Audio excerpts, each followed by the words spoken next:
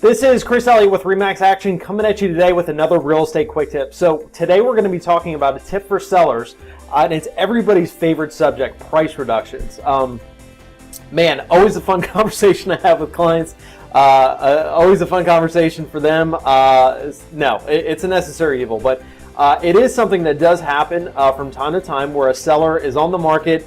The price they've got the property listed at is just not getting the job done, not getting traction, and they need to make a price reduction. So let's talk about a few things as far as the best way to do this, the proper way to do this. So what not to do, or let's talk about why do we make price reductions. So the reason we make price reductions is twofold, is to increase the traffic or the amount of eyeballs or consideration in the marketplace for your property, and also to re-spark the urgency in the buyer's mind with that listing. So if a property has grown stale, or you're just not getting the amount of showings, the amount of traffic on the property, more than likely it's being missed by a lot of buyers, because what you got to remember is most buyers out there today are searching on the internet, and they're searching in $50,000 or $25,000 price increments. So for example, if you've got a house that's priced at $425,000 and you're just not getting the traffic, it might need to be lowered down to $400,000 just to open it up to a new bracket of buyers, or buyers out there that are searching maybe up to $400,000, because at $425,000 you're really only getting the traffic that's searching at $400,000 or above, if that makes sense. So you want to open yourself up to a new pool of buyers. The other thing you want to do is re-spark urgency in the buyer's mind. So if a property has been sitting for 30, 45 days without an offer, any buyer that's coming up to that property knows they're probably going to be the only person at the table if they make an offer. So they might even take a while to make an offer, or when they do make an offer, they're going to want to negotiate with you because they know, hey, I'm the only show in town. This seller doesn't have anybody else to negotiate with. Whereas when you make a price reduction, that goes out, it syndicates out to all the websites, and hopefully what you're able to do is to create enough urgency where that buyer says, hey, that price has just dropped to a price where I know it's going to sell. I need to jump on that before somebody else does. So that's kind of what we're looking to accomplish. But the way not to do a price reduction, where I see a lot of times, is people make what's called stair-step reductions. I call it the slow bleed out.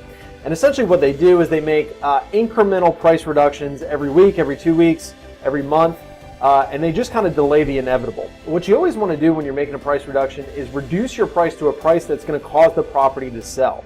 A lot of sellers are hesitant to drop it a drastic amount in their minds. So they want to do these stair-step price reductions. The problem with that is that if you're continuously dropping your price, and I'm a buyer interested in the property, I might just wait another 2 weeks knowing that you're probably going to reduce your price again. So you don't want buyers just hanging out on the sidelines waiting for you to keep coming down. The other thing is too, if a property is overpriced and you reduce the price but not a significant enough to re-spark the energy around that listing, you're just delaying, you're causing yourself more time, more holding costs with that property, because you're just continuously, while you're dropping your price, you're not getting yourself to a point that's going to cause the property to sell. The best way to make a price reduction, in my professional opinion, is to go ahead and make a reduction to a price that's going to cause the property to sell, that's going to re-spark interest in the property and get you the result that you're looking for. And one thing to keep in mind is what a significant enough price reduction is at your price point. You know, at a lot of price points I would say the majority of price points under $400,000, anything short of a $10,000 price reduction is not going to get the job done. Just because if your price is only off by less than 10 grand, you probably would have had an offer already. You know, north of 300 and especially north of 400, usually a lot of times it's anywhere from a $25,000 to a $50,000 price reduction is going to be in order, based upon the price point and based how much the property is overpriced. So if you're going to do that, I would recommend asking your agent to run some numbers for you, find out what the true market value of that home is, and then find out how much do we have to reduce the price to actually get the property sold.